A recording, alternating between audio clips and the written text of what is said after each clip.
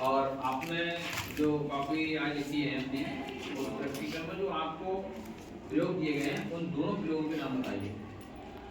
आप भी बताओ प्रयोग के नाम। आप भी बताओ प्रयोग के नाम जो लिखवाए थे हाँ प्रैक्टिकल की फाइल में, कॉपी में जो लिखवाए थे। कैलकुलेट किया है उसमें आवाज़ नहीं निकाला है क्या है। पहले तो आप उद्देश्य बताइए, उद्देश्य क्या है। कोई नहीं लौटेगा, कैमरे चल रहे हैं, ठीक है। कोई नहीं, आगे आ जाओ, आगे हो जाओ थोड़ी। अरे आगे आओ ना।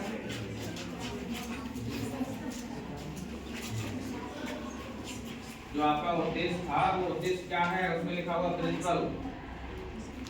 क्या हमें कैलकुलेट करना था? सबके प्रिंसिपल लिखे हुए हैं।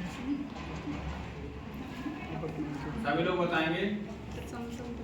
बताओ बेटा, आप लोग बताइए, कोई बता सकता है?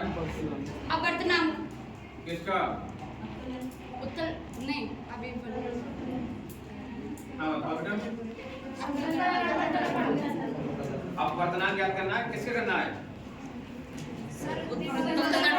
दर्पण द्वारा द्रव का जल का, ठीक है।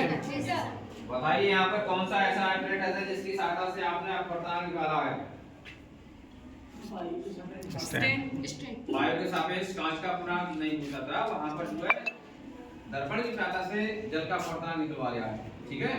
तो ऐसा कौन सा यहाँ पर ऑपरेटर रखा हुआ है जिसकी सहायता से आपने लैब में आकर अपना प्रैक्टिकल किया है? बताइए बॉयज, सब में से कोई बताओ। पहले बॉयज बताने, लड़के जितने बॉयज हैं सभी बताएं कौन सा ऐसा ऑपरेटर है जिसकी सहायता से आपने जल का अपवर्तनांक निकाला है। ऑपरेटर आपके सामने रखे हुए हैं लैब में, बताइए। आप बताओ ये क्या है, कहां से, और कोई नाम है इसका? तुम मत बोल। गर्ल्स चुप रहेंगी, बॉयज बताएंगे बस। ये क्या है बताओ बेटा, क्या कार्य है इसका? अच्छा, और कोई यूज इसका, और कोई इसका कार्य? दर्पण की सहायता हम देखते तो हैं, इसका और कार्य बताओ। दूर की दृष्टि। हाँ, दूर की दृष्टि है इसमें। दूर की दृष्टि। हमारी गाड़ियों में जो बैक साइड में लेंस जो शीशा लगे होते हैं उसमें कौन सा दर्पण लगा होता है? क्या क्या कार्य करता है? बड़ी को छोड़। अच्छी बात है। ये आप देख रहे हैं, ये स्टैंड, ये आप देख रहे हैं, अब तो देख ही रहे हैं क्या। यही आपका मेन स्टैंड है, ठीक है, जिसकी सहायता से आपने जल का अपवर्तनांक ज्ञात किया है। हालांकि किया तो नहीं है लेकिन आपको सब ज्ञात है, नहीं याद है। और दूसरा जो आपने प्रैक्टिकल किया है वो इसकी सहायता से किया है, करा नहीं करा है? तो ये क्या है? अच्छा, इसमें इसके अलावा कुछ और भी लगता है? वो लगती है दर्पण, जिसकी वजह से तीनों वो जो लाइनें होती है वो सीधी दिखाई देती है उसके द्वारा, ठीक। और एक आगे? दिशा में। ठीक है, क्या रोल नंबर तुम्हारा, नाम क्या है आपका? सुधा रानी। सुधा रानी। वो सर मैं तुम्हें कह रहा था, आप अच्छा रोल नंबर बताओ बेटा।